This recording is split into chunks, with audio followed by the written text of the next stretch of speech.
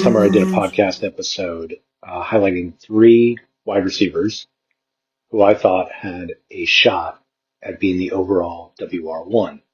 All three were long shots, to say the least, to be the overall WR1. I was trying to articulate in that podcast episode the ingredients for a breakout candidate. And those ingredients often are, not always, but often are youth, top heaviness, in the case of wide receivers, top heaviness in the receiver core, where there's really no one challenging for the alpha role, and a strong enough offense where there should be enough touchdowns to go around. The first guy I mentioned was Devontae Smith. He had a preseason ADP of WR24, 24th ranked wide receiver. Right now, he's 29th in points per game. He has been a disappointment, aside from the hard-charging A.J. Brown and, of course, the infrequently dominant Dallas Goedert. And I drafted Goedert, so I've appreciated even the infrequent dominance has helped me. It has not been the kind of passing attack that we would have expected even on a minimum level. So Devontae Smith has been the third wheel, essentially, too often in that offense. He's been a disappointment. Marvin Harrison Jr. Was the second one I highlighted.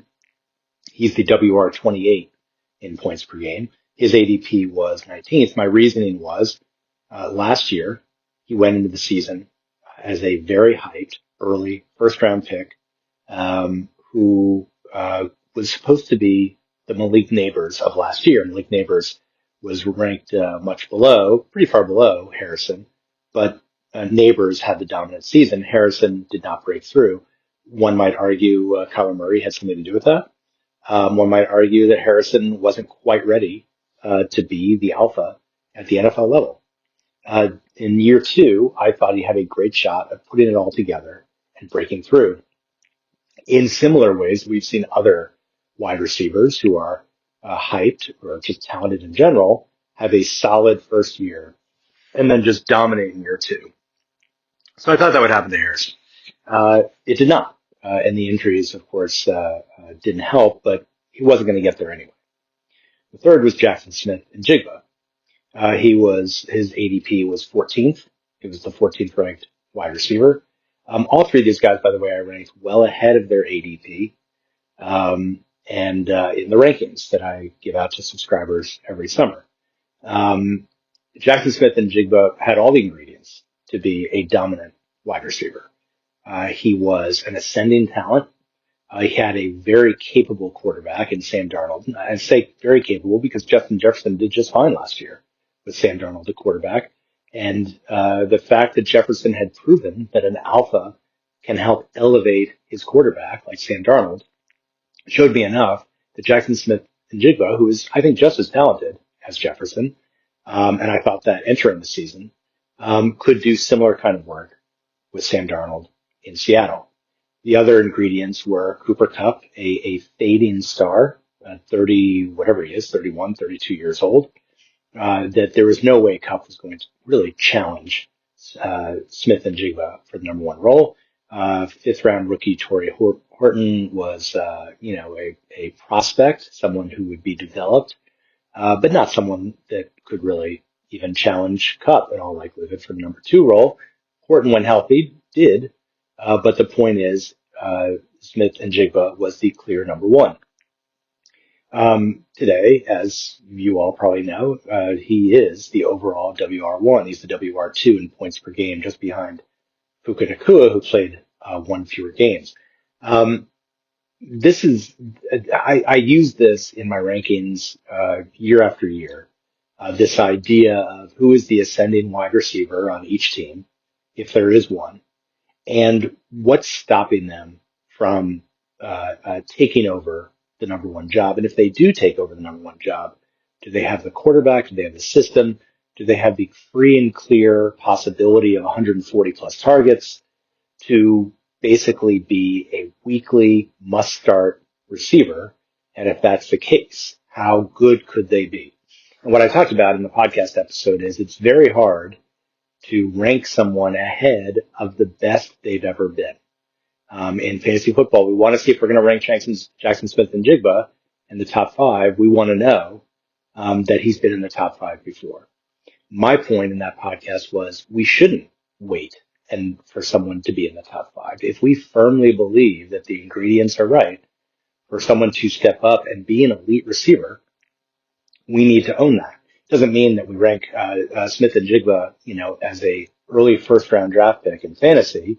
This season when his ADP was WR14, his overall ADP was around 20 to 25.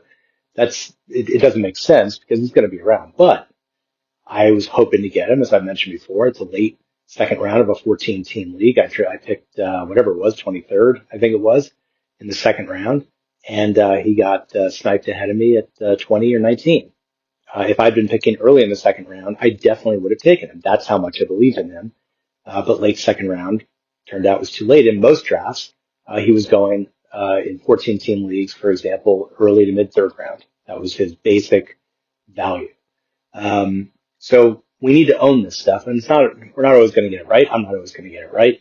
Devontae Smith, I can see the flaw of that reasoning because it's such a low pass volume offense. I had thought that Brown, Smith, and an aging Goddard, who's still good but not necessarily consistently good, could carry the load with a reduced Saquon Barkley. I believe that Saquon Barkley was overvalued. It didn't work out that way.